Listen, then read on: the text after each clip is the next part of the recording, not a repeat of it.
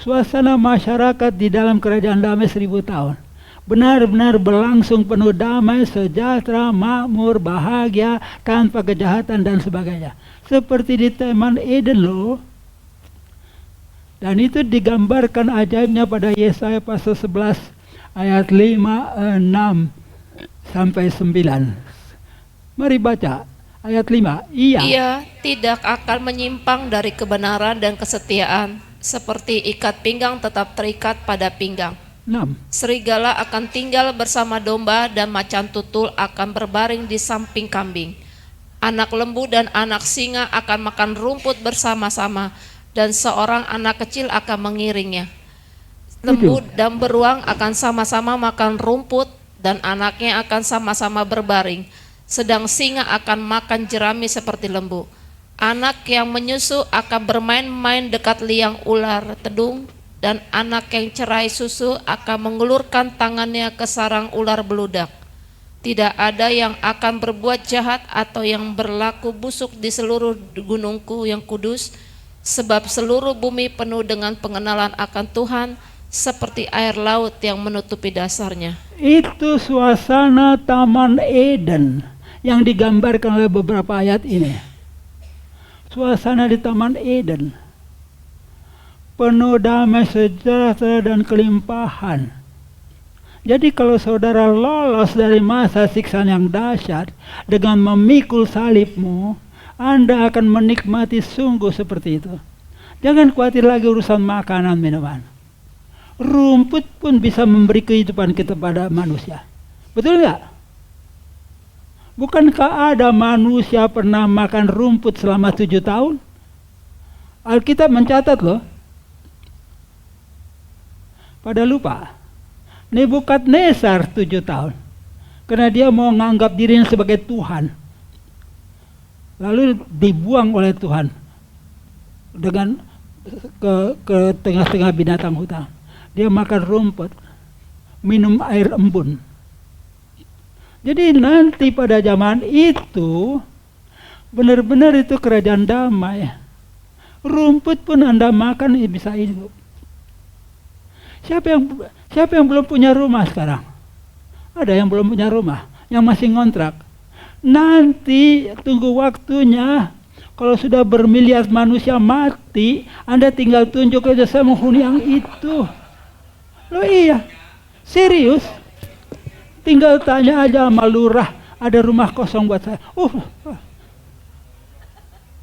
Sekarang aja udah ada hotel-hotel disewakan kamarnya seharga kos-kosan. Ya. Ada nanti yang namanya apa? Pavilion. You boleh tempatin deh, pokoknya you bayar listriknya. Nanti makmur benar deh. Maka bertahanlah, jangan mau mati pada masa siksaan yang dahsyat. Gak apa-apa pikul salib sebentar. Kami berdua udah pikul salib berapa tahun, pikul aja. Itu. Kan jelas ditulis itu. Singa makan rumput sama-sama sapi. Anak kecil pegang-pegang ular tedung. Itu Taman Eden. Dan Taman Eden itu sekarang pun Anda menikmati. Anda bisa menikmati Taman Eden bahkan sekarang sebelum masa siksaan yang dahsyat. Kalau Anda hidup sebagai warga kerajaan surga yang berani memikul salib itu, Anda di sini pun sudah hidup seperti di Taman Eden. Loh, kami berdua tuh apa kerjanya? Pensiun berapa duit? Jenderal berapa pensiun kita? 4, sekian ya. Apa artinya? Cuman Tuhan bikin saya membalas kepada asuransi. Udah 25 tahun pensiun dibayarin terus. Gak ada artinya tuh pensiun. Tapi kalau kita kemana-mana makan ini udah kenyang, udah bagus. Ada di mana Pak? Di Gunung Puntang. Seorang petani terima Yesus. Dia bertani. Kelimpungan karena banyak panennya. Tomat, ketimun, kebanyakan panen. Akhirnya bilang apa? Ambil aja deh, ambil sendiri. Ada lagi petani sawah di Banjar. Dia udah terima Yesus dengan sungguh hati. Sawah sekian petak. Yang di sana habis padinya, dipakanin tikus. Yang ini enggak. Malaikat Tuhan bisa jaga loh. Coba jawab saya. Siapakah yang bercocok tanam di Taman Eden? Begitu luas taman itu. Gak mungkinlah Adam dan Hawa. Malaikat Tuhan mampu melakukannya. Pada zaman itu, zaman yang digambarkan tadi, malaikat Tuhan mampu bertani buat kita. Ada waktunya saya berada di Pulau Samosir, di bukit-bukit, bawa gitar nyanyi-nyanyi di lapangan yang cukup luas, lebih dari setengah lapangan sepak bola. Heran saya, kok rumputnya bagus sekali, seperti rumput golf. Ini tempat apa nih? Ada yang rawat rumputnya? Enggak, gitu aja. Emang tempat apa? Tempat penyembahan. Malaikat iblis itu jago bertani juga. Malaikat Tuhan apalagi? Mana itu? Tadi saya lihat Ibu Christine Simon. Ada? Oh, tanya tuh Ibu Christine Simon. Pada suatu ketika dia cerita sama saya, Pak Posma, di pagar halaman saya ada kembang rose, benar-benar cantik sekali. Loh iya, iya. Ibu tanam? Enggak, tumbuh sendiri. Loh terus ibu petikin? Ya enggak juga. Loh kenapa? Dipetikin tetangga. Kerjanya apa tetangga? Paranormal. Tebang bu, tebang. Saya bilang gitu. Malaikat iblis itu pandai bercocok tanam. Dia tahu itu perlu buat hamba iblis. Iya. Oh cerita, pengen cerita sih deh. Saya kasih mikrofon lah. Iya. Malaikat iblis bisa bercocok tanam, apalagi malaikat Tuhan. Gak usah dengerin itu nabi-nabi palsu itu. Dari sekarang kamu bercocok tanam, gak usah. Anda bercocok tanam juga belum tentu tumbuh. Tapi kalau Anda pikul salib udah pasti. Mana salibku Tuhan? Itu. Tapi itu pertanyaan yang paling nantang. Saya belum pernah dengar orang datang kepada saya lalu katakan, Pak Posma, saya sudah berdoa tadi malam. Saya tanya salibku. Belum ada yang begitu. Ya kami berdoa dari gerakan Tuhan aja. Mana salibku Tuhan? Saya pakai. Optimis deh dengan Tuhan Yesus. Jangan ketakutan duluan pikul salib. Tuhan Yesus juga tahu kemampuan kita. Gak bakal terjadi saya dilecut dengan 39 kali pecut pakai durian besi di ujungnya. Dia tahu kekuatan kita. Pikul salib, bilang, oke Tuhan, saya tidak sekuat Engkau Tuhan Yesus ya. Fisikmu dahsyat ya Tuhan ya. Silakanlah, mana salibku? Dia kasih. Mungkin salib kecil aja nih, pikul katanya. Pikul. Tapi kita dengar salib ketakutan duluan. Itu urusannya.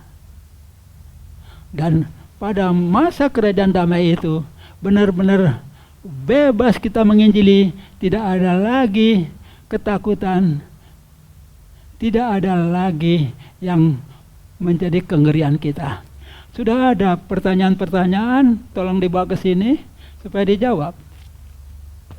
Ini saya udah capek nih. Makasih.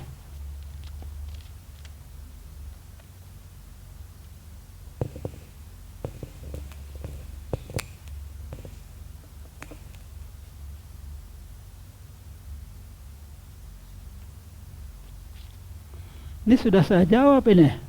Mengapa orang Kristen, padahal di dalam kitab Injil itu perjanjian Raja Yesus Kristus adalah Raja. Tetapi banyak orang Kristen mengucapkan sembahan kepada Debata, kepada Yahweh, kepada Allah, kepada. Di dalam penginjilan yang diinjili tersirat adalah tertulis satu nama, yaitu Yesus Kristus. Ini bagus pertanyaan itu, ini bukan pertanyaan ceramah ini. Harus Anda bacakan itu. Udah jelas. Di bawah kolong langit ini tidak ada nama lain yang olehnya kita dapat diselamatkan. Kisah Rasul 4 ayat 12. Jangan panggil-panggil itu Allah debata. Saudara harus tahu ya urusan gini ya. Ada meninggal ipar saya. Usianya 82 tahun. Karena usianya 82 tahun, dia disebayamkan di Cikini. Sewa 2 tempat. Bukan 1. Lalu saya diminta khotbah tutup peti. Baik, saya sampaikan. Asal tahan aja kalau misalnya. Khotbah tutup. Saya sampaikan renungan dari doa Bapak kami yang disampaikan. Singkat aja sebentar. Habis itu saya bilang, saudara, jangan kalian panggil debata ya. Debata itu setan di tanah Batak. Saya pakai bahasa Batak, sekarang saya terjemahkan. Setan di tanah Batak. Dan saya tantang kalian. Saya gak takut-takut. Kalau kalian gak suka dengar omongan saya, lemparin batu ke sini. Gak ada yang bergerak. Sekali lagi ya, supaya semakin jelas ya. Debat itu adalah set yang terbesar di tanah Batak. Sehingga sananya ada di pusuk Buhit di Samosir. Kalau kalian gak suka dengar saya, lemparin dengan batu. Gak ada yang bergerak. Kalau Anda udah benar-benar pikul salib itu sekalian wibawa, Bang. Anda pikul salib itu ada wibawa. Orang lain gak berani bikin apa-apa. Gak cukup itu. Oke. Mana orang Poso? Poe Empala Buru. Pernah dengar nama itu? Kasihan ya. Udah modern. Saya di GPSS di Poso, gereja Protestan Sulawesi Selatan, 600 orang kerja besar. Saya katakan teriak, tolong ya, dewa-dewa suku bangsa itu semua bukan Tuhan. Kalau mau jelas itu, jangan kalian sembah Poe. Saya lebih tahu dari kalian nih. Lengkapnya dia tuh Poe Empala Buru. Udah bohong. Mana? Saya nggak lihat apa-apain. Bisa-bisaan malaikat itu mengawal. Bukan gara-gara saya pakai bintang 3 seperti Komjen Dharma Pongrekon. Enggak. Karena ada malaikat mengawal kita. Ada orang Nias sini. Di Nias, 3 desa saya KKR. Jangan kalian sembah Lowalangi, setan itu. Ya, saya bukan yang pertama ngomong begitu, Bang.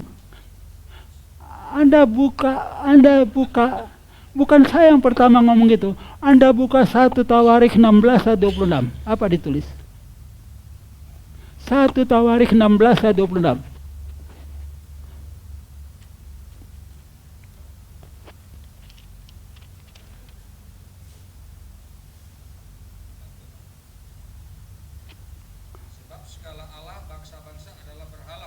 Tuh. Tapi Tuhanlah yang menjadikan langit.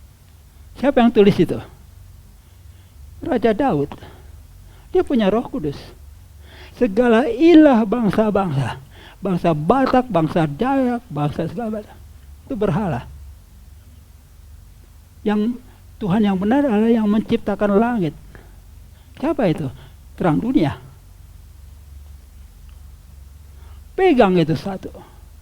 Nih, tadi udah ada keluhan tuh. Kalau melihat tulisannya tuh, ini orang Kristen yang sederhana. Dia bisa gitu. Kok masih aja sih pakai gitu-gituan? Saya tambahin sedikit Pak ya. Ini bapak orang dari Nias. Namanya. Amos. Mantap. Amos 3 ayat 3.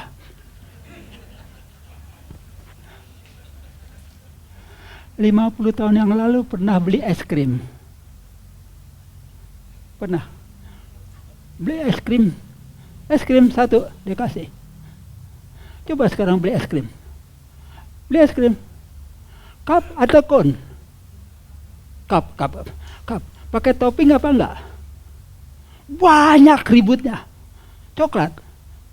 vanila. Itu semua kekayaan kebanyakan tuh bikin apa? Bikin pusing. Itu permainan iblis. Ada Allah di bawah segala macam. Saya gak main-main dengan orang Nias, langsung aja. Loa langit itu adalah api dari langit. Loa itu api, langit-langit. Jangan kalian sepatu palsu tuh. Risikonya apa? Nias kerjanya tuh main penggal leher. Makanya mereka itu punya perisai leher. Loh, saya punya, Pak. Kami tahun 92 dengan istri di bawah mata lu. Iya. Dikasih oleh-oleh dari Nias. Kayu putih. Apa ini? Buat perisai leher, Pak. Jadi ditebas kena kayunya. Tahu, sampai Gunung Sitoli saya buang ke tempat sampah. Ngapain saya simpan? Itu masalah kita, Pak. Gak mau satu lempeng kepada satu Tuhan. Di timur, Soe, 600 orang juga gereja besar. Jangan kalian sembah tuh Wispa Wisneno. Itu bukan Tuhan itu. Kalau saya salah, Pak, udah dari dulu saya kena tombak atau kena parang. Saya tantang. Sekarang hari ini saya tahu. Hari ini saya bicara gini, saya tahu seluruh isi neraka membenci saya. Loh kan iya, udah Allah, Yahweh, dibataso, segala macam. Tapi karena seluruh isi neraka membenci saya, yang mengawal saya juga nggak main-main, bos. Jelas. Buang itu nama lainnya. Kalau enggak, kita kehilangan keselamatan. Laknat seketurunan kena. Masih ada ya? Nih. Pertanyaan, Wahyu 14 ayat 6. Malaikat penginjil, terus kita ngapain, Pak? Yang nganggur. Kok tanya lagi, udah tahu kita ngapain yang nganggur? Ada lagi?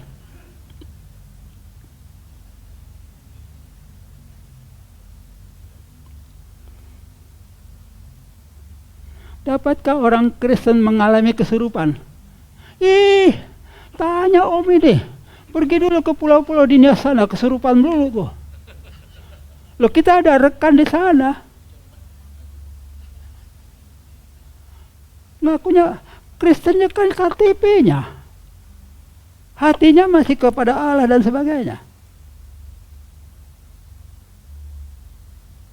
Dapatkah materi ini diberikan ke kami? Mantap ini. Namanya nggak ada saya, jadi saya beri materinya kepada terima kasih.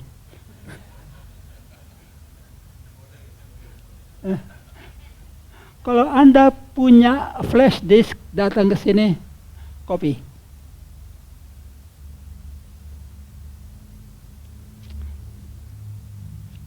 Bagaimana nasib bangsa Israel? Bangsa Israel itu adalah bangsa yang sangat saya berbelas kasihan. Karena mereka ditipu oleh Tuhan mereka. Anda bisa lihat. Musa diperintahkan oleh Yahweh, kau bimbing keluar bangsa Israel dari tanah peramian. Pergi kau ke tanah perjanjian, melimpah susu dan madu. Terjadi enggak? Sampai hari ini belum. Ditipu. Yahweh itu penipu. Loh, saya belak-belakan. Kalau saya salah, udah dari kemarin saya didakwa Yahweh. Israel itu nggak perlu lagi dikutukin. Mereka sendiri sudah bangsa terkutuk. Kalau Anda nggak percaya, baca. Tolong buka, Pak. Matius 27 atau 25. Apa itu? Saya bukannya takut sama Israel, bukan. Kasihan. Aku akan mengutuki orang yang mengutuk kamu. Ya iyalah, saya nggak akan mengutuki bangsa Israel. Kasihan. Matius 27 atau 25.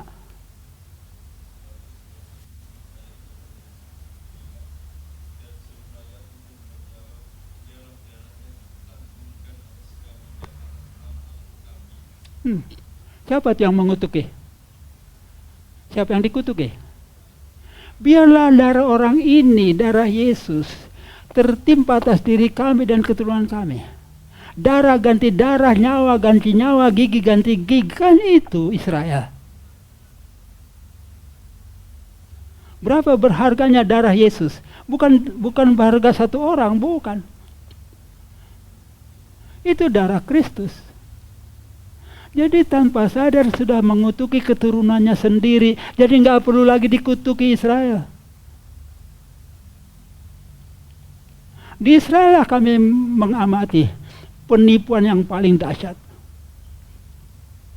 Bertepatan tahun 2014. Kami turun dari Bukit Zaitun menuju Tembok Ratapan. Turun dari Bukit Zaitun, menurun gini. Lalu ngobrollah guide-nya. Jadi pada waktu Yesus datang kedua kali, dia akan menginjakkan kaki di Bukit Zaitun. Batin saya udah ngomong, hoax.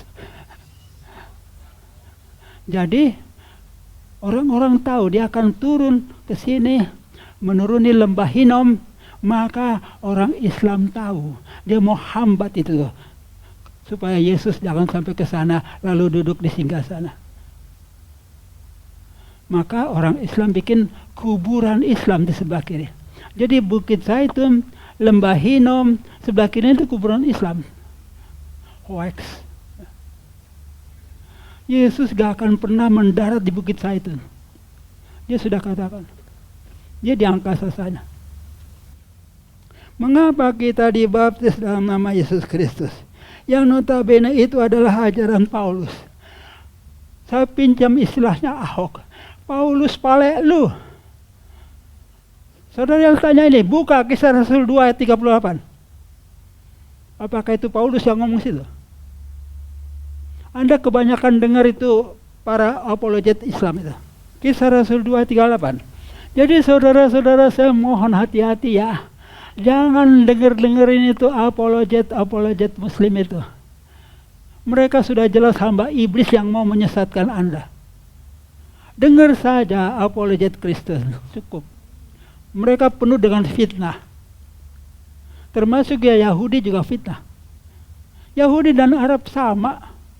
Makanya Yahweh dan Allah. Apakah Anda belum perhatikan? Ada Yahweh di sini, Allah di sini. Yahweh mengesahkan boleh kawin banyak. Allah juga boleh kawin banyak. Yahweh katakan boleh menceraikan istri. Allah juga boleh menceraikan istri. Yahweh katakan boleh mengutuki. Allah juga katakan itu sama, kembar tuh dua. Jangan dirangkul, dua-duanya setan. Jadi dengan kejadian hari-hari ini, bagaimana nasib bangsa Israel? Banyak orang percaya bualan itu, bahwa Israel adalah bangsa pilihan Tuhan. Sekarang dengarkan saya. Israel adalah bangsa pilihan Tuhannya, bukan Tuhan saya. Arab adalah bangsa pilihan Tuhannya, bukan Tuhan saya. Sebab Tuhan saya adalah kasih. 1 Yohanes 4 ayat 8. Dan kasih tidak pilih kasih. Betul. Kasih tidak pilih kasih. Siapa saja yang menerapkan favoritisme berarti dia bukan Tuhan pencipta. Ini masalahnya. Jadi nasib bangsa Israel akan habis. Tunggu saja waktunya. Setahun 2 tahun ini Yerusalem akan jatuh. Terlalu dengerin kita bual-bualnya bangsa Israel. Bukan saya yang pertama ngomong bahwa Israel itu sudah tidak punya DNA Abraham lagi. Yang pertama kali ngomong itu adalah Kissinger. Menteri Luar Negeri Amerika pada tahun 1990 udah ngomong, sesungguhnya Israel yang sekarang gak sama. Israel yang sekarang adalah keturunan bangsa Khazarian yang dahulu kala memeluk agama Yahudi. Khazarian dari Laut Kaspia. Dapatkan orang Kristen mengalami kesurupan? Bisa. Kalau ada landasan setan di sini. Siapa saja orang Kristen yang mengalami kesurupan, berarti adalah dan setan. Banyak kan? Iya. Kami sama-sama 3 tahun lebih di Christian Siemens Mission di Tanjung Priok sana. Termasuk orang Kristen yang dari Sangir. Saya layani satu orang pelaut dari Sangir. Di dalam bus kecil, mikrobus. Saya duduk. Saya lihat lengannya sebesar paha saya. Wah, kalau dia kesurupan, saya ditekuk. Saya layani juga. Mulai dia getar. Goncang. Seluruh mobil goncang. Saya nggak mau nunjukkan ketakutan. Senang saya tanya. Satu jawaban buat saudara ya. Dibaptis dalam nama Yesus atau dalam nama Bapa dan Anak dan Roh Kudus? Yesus di dalam amanat agung mengatakan, karena itu pergilah, jadikanlah semua bangsa muridku, baptislah mereka dalam nama Bapa dan Anak dan Roh Kudus, dan ajarlah mereka melakukan segala sesuatu yang kuperintahkan, dan ketahuilah aku. Yesus ngomong baptislah mereka dalam nama Bapa dan Anak dan Roh Kudus. Emangnya saudara tahu nama Bapa? Kalau saudara tahu nama Bapa 5 juta loh. Nah, datanglah Petrus. Siapa Petrus? Pemegang kunci kerajaan sorga. Jadi firman Yesus pada amanat agung, dia terjemahkan secara praktis untuk di dunia ini. Bertobatlah dan berilah kamu dirimu dibaptis dalam nama Yesus Kristus untuk pengampunan dosa. Jadi Yesus ngomong dalam nama Bapa dan Anak Roh Kudus. Petrus menjadi juru bicara. Boleh dalam nama Yesus. Asal jangan nama debata seperti yang saya alami. Udah ya.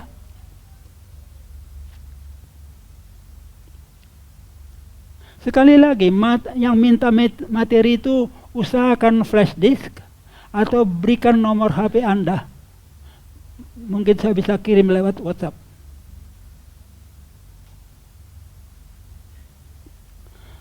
Nasib bangsa Israel, sekali lagi saya katakan, mereka sebetulnya gennya udah habis. Yang sekarang terjadi tinggal tunggu saja. Yerusalem akan jatuh, akan habis. Saya lihat ada pertanyaan bagus ini. Bagaimana tentang dosa keturunan yang dirasa masih berlaku? Apa itu dosa? Harus jelas. Dosa adalah perbuatan saya. Perbuatan saya. Bisakah itu mewaris jadi perbuatan anak saya? Enggak dong. Kata kerja itu dosa. Gak bisa mewaris. Jadi penting kita ingat itu. Lalu Yesus menasihati, bukan karena ada urusan dosa keturunan, karena ada ayatnya Yesus berbicara pada Matius 10 ayat 37. Ibu yang tanya ini kelihatannya orang Batak deh. Matius 10 ayat 37. Barang siapa mengasihi bapa atau ibunya lebih daripada aku, ia tidak layak bagiku. Dan barang siapa mengasihi anaknya laki-laki atau perempuan lebih daripada aku, ia tidak layak bagiku. Jadi, kalau saya mengasihi ayah saya lebih daripada kasih saya kepada Tuhan Yesus, sudah tidak layak. Apalagi kalau saya mengasihi paman saya, tulang saya, dan sebagainya. Itu sebabnya kami jelas keluar dari adat Batak. Harus berani keluar. Pindah dunia kita. Dari lingkungan Batak dengan lingkungan sorga. Itu yang gak mau ditangkap. Begitu Yesus bicara kerajaan sorga, pindah dunia. Sorga. Dan ditambahkan lagi oleh Yesus pada ayat 38. Ini camkan baik-baik, barang siapa tidak memikul salibnya dan mengikut aku, ia tidak layak bagiku. Makanya urusan masa siksaan yang dahsyat itu, pikulah salib. Baru Anda dihitung oleh Tuhan Yesus sebagai pengikutnya. Itu. Ada pertanyaan lain sekarang. Bagaimana tentang bahasa lidah? Saya jawabnya nggak langsung aja.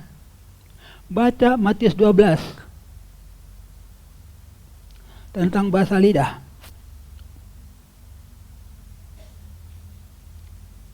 Matius 12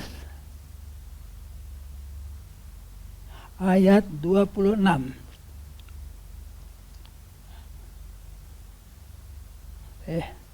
Kok jadi itu? Matius 12 ayat 36 maksudnya.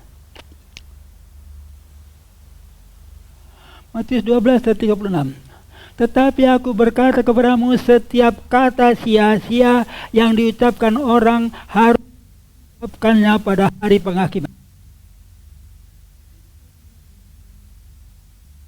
Pertanggungjawabkan. Kalau saya ngomong begini nggak usah bertanggung jawab. Siap kalau malam-malam selamat malam silalahi, ya udah. Selamat malam silalahi. Anda kan sesuatu kata yang Anda tidak mengerti, pertanggungjawabkan nanti. Karena di dalam urusan mengerti itu ada jerat.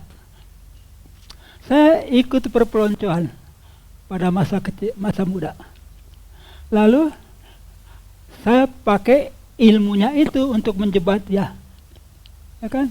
Ada seorang senior saya, orang Batak. Saya pelonco. Satu regu saya ada gadis Jawa. Sangat cantik. Tertarik hati senior Batak itu. Budak, sini kau. Ya senior, apa itu? Itu pelonci itu teman seriku kamu. Iya. Siapa nama aslinya? Ati. Kau kan lahir di Jawa ya. Ajarin dulu aku bahasa Jawa. Maksudnya apa? Ajarinlah aku bisa ngomong Jawa. Apa yang harus diomongin? Bagaimana saya bisa katakan, Ati, aku cinta padamu. Oh gampang ya. Saya ajarin deh, dia mau aja. Bilang gini, Ati, dasmu ambu.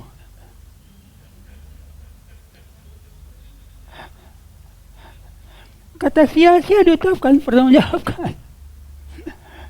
Nah, itu di situ saya berperan sebagai iblis, menjerat dia. Dia panggil dengan mesra tu si Ati, dengan cengir. Di Ati, dasmu ambu, hampir ditempeleng dia. Pertanggungjawabkan itu pada hari penghakiman. Sebab kata sia-sia yang kau katakan bisa berarti, oh blis, ajak saya ke rumahmu. Ngomong biasa aja lah. Mana ada sih Yesus ngajarin bahasa lidah? Ada lagi beberapa ya. Ada rasa takut untuk menyampaikan tentang debata. Ya iyalah. Ibu ini dibaptis dalam nama debata, ya takut nama debata. Batalkan dulu baptisan ibu di gereja Batak yang ibu diserahkan kepada debata. Baru Anda punya wibawa. Apakah konsep Tritunggal ada di dalam Alkitab atau Injil? Saya nggak mau tahu konsep.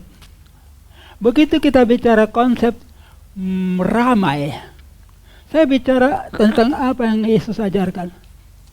Ada Bapa, ada Anak, ada Roh Kudus, selesai. Bagaimana relasinya? Urusan lain. Bapa itu roh, Anak itu roh, Roh Kudus juga roh. Anda mau lihat relasinya? Silakan. Anda masuk ke dalam dunia orang mati dulu. Anda mati dulu.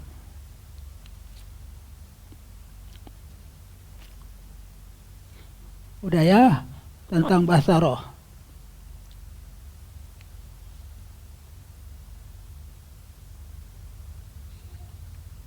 Dengan kejadian hari-hari ini, bagaimana nasib bangsa Israel?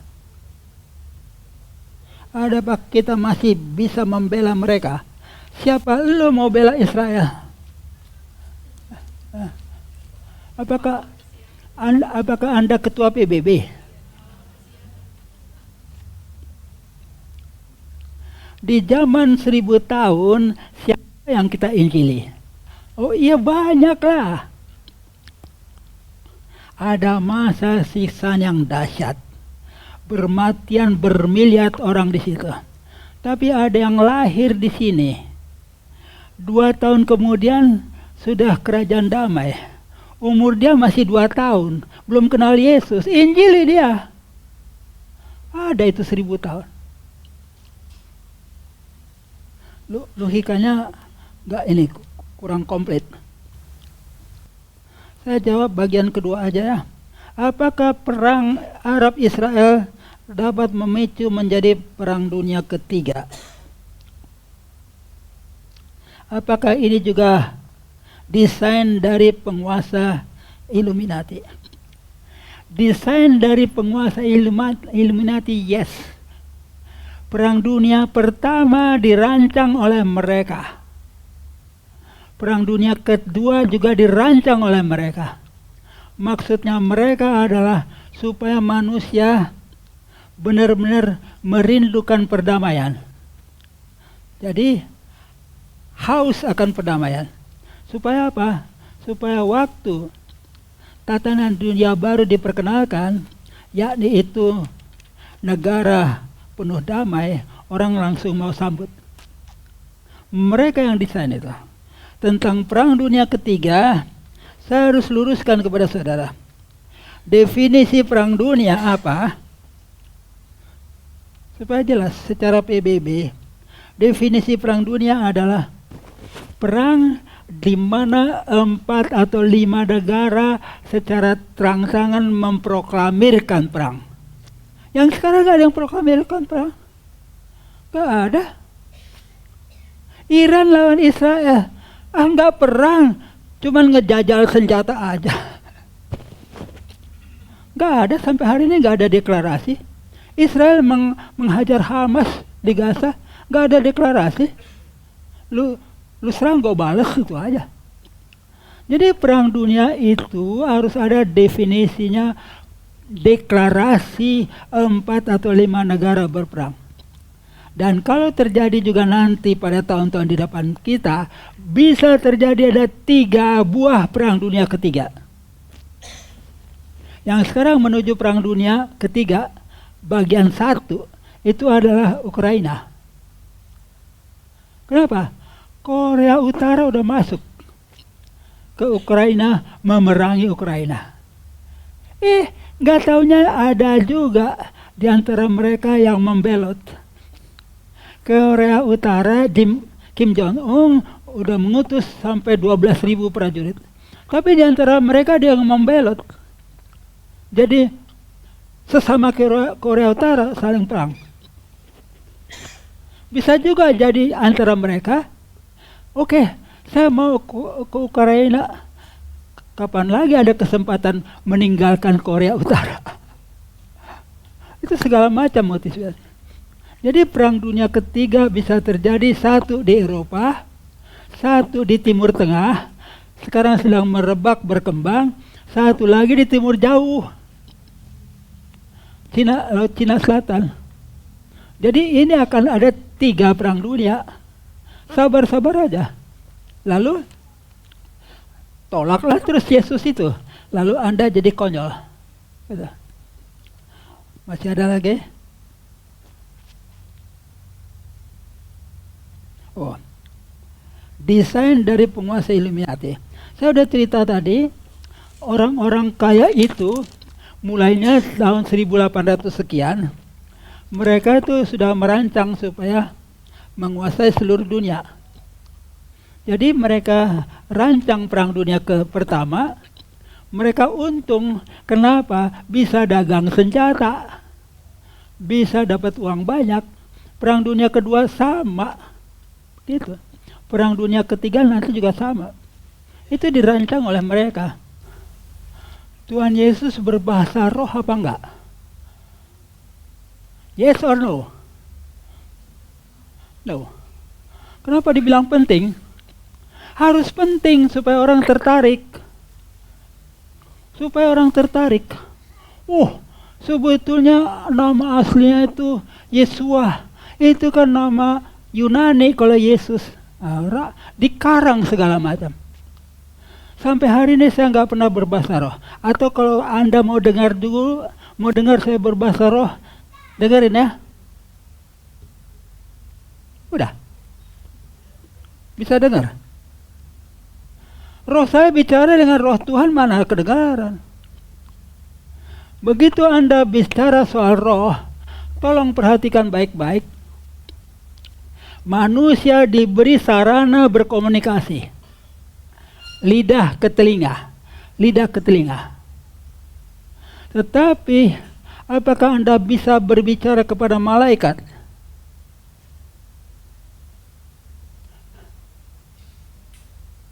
Gak punya telinga dia. Waktu malaikat turun dari sorga membawa namanya Yesus, apa disebut? Maria, bikin namanya Yesus. Gak ada. Di alam roh yang berlaku adalah gelombang pikiran.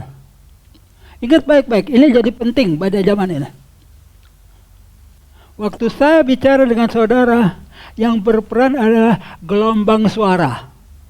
Tapi dalam alam roh yang bekerja adalah gelombang pikiran. Iblis membisikkan kepada si Yudas untuk mengkhianati Tuhan.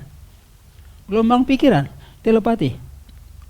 Dan Anda bisa praktekkan itu kalau Anda sudah semakin bagus bergaul dengan Roh Kudus. Ya, harus belajar. Sebab kalau tidak belajar, Anda ketinggalan. Roh kepada roh ada komunikasinya. Kita nggak tahu. You ketinggalan dari orang narkotika. Roh ketemu roh. Sama-sama suka narkotika. Belum kenalan, baru ketemu aja. Kelihatannya kita punya hobi sama ya. Oh iya, tahu aja ente. Mana? Di mana bisa dapat barang itu? Baru komunikasi mulut. Ada namanya spirit to spirit communication. Lakukan itu, bukan pakai lidah. Yang Anda dengar sekarang itu sejatinya bahasa lidah, karena lidahnya bergetar-getar, lalon gloson, dan bergetarnya tanpa terkendali. Waktu praktek juga ucapkan, kayak gitu. Oh, ini juga permainannya CSM ini, saudara. Lalu siapa itu kawan kita di CSM? Dipaksa-paksa oleh pendetanya ucapkan. Udah dipaksa diucapkan aja. Pendetanya bilang, haleluya. Lalu dia deketin temannya, orang pelan. Kau ngomong apa tadi? Udah diamlah, itu jampi dari sangir. Karena pendetanya nggak ngerti, dianggap itu bahasa roh. Bahasa roh adalah komunikasi roh. Jadi bukannya lidah ke telinga. Makanya tadi saya bicara dengan bahasa roh kepada Tuhan. Anda nggak dengar apa-apa. Jelas. Saya nggak punya bahasa roh. Tapi roh kepada roh saya punya. Ada harinya saya nyupir di Margonda, Depok. Saya parkir sini lalu lintas rame.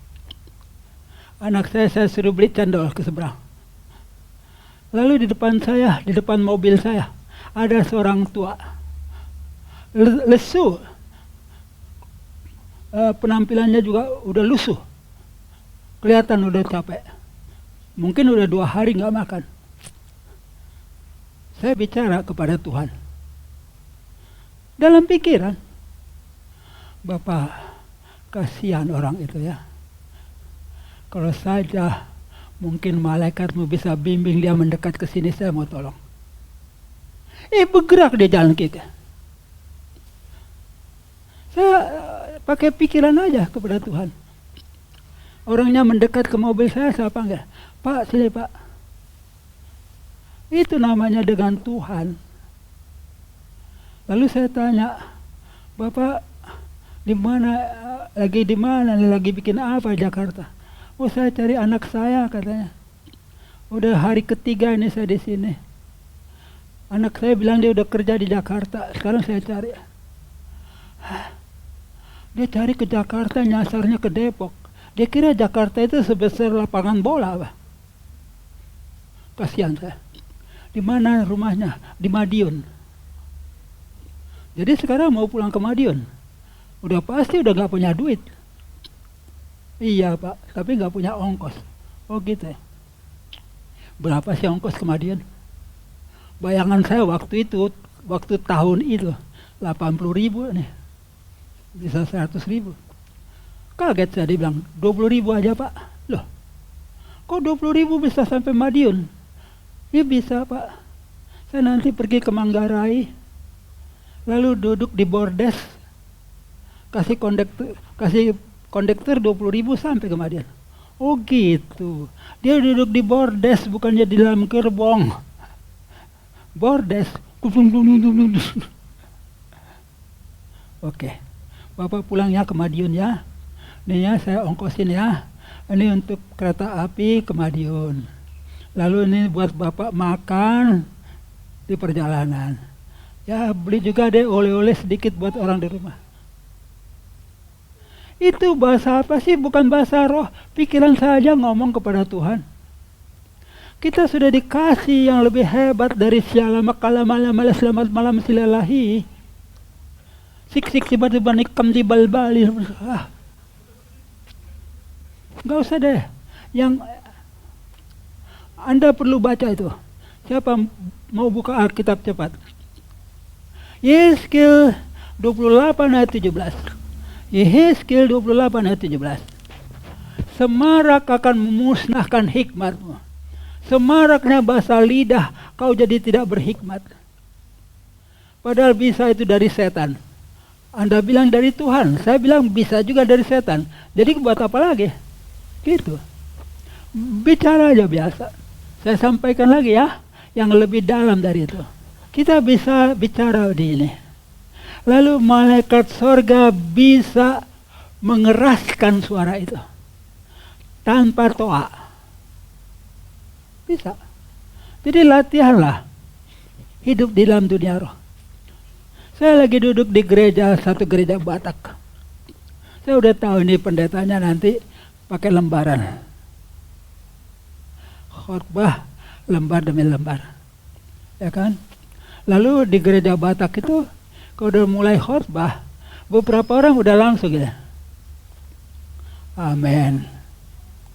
Amin. Tidur. Saya lihat bapak itu ketiduran situ, geram saya sama setan itu. Bukan sama dia, sama setan itu. Setan beroperasi di tengah gereja. Saya bicara lagi dari hati ke hati dengan Tuhan. Tuhan Yesus, kurang ajar ya setan-setan ini. Di gereja juga dia beraksi. Kalau boleh Tuhan, saya mau kerjain setan ini. Gimana caranya Tuhan? Saya mengucapkan kata-kata yang pelan sekali, tapi tolong malaikat sorga melipat gandakannya jadi kedengaran keras. Istri saya duduk sini. Udah tahu istri saya kan? Udah tahu kan? Ya yang paling cantik aja cari. Istri saya duduk sini. Saya ucapkan satu kata pelan sekali. Dia sendiri gak dengar. Saya katakan apa? Amin. Dia degurnya seperti keras, seperti dari mimbar. Amin. Dia kira sudah selesai khotbah. Saya ketawa. Malaikat mengeraskan suara saya kedengaran sama dia. Malaikat itu bisa melayani kita dengan dahsyat. Jadi layanlah Tuhan. Anda layani Tuhan, maka malaikat surga akan melayani Anda.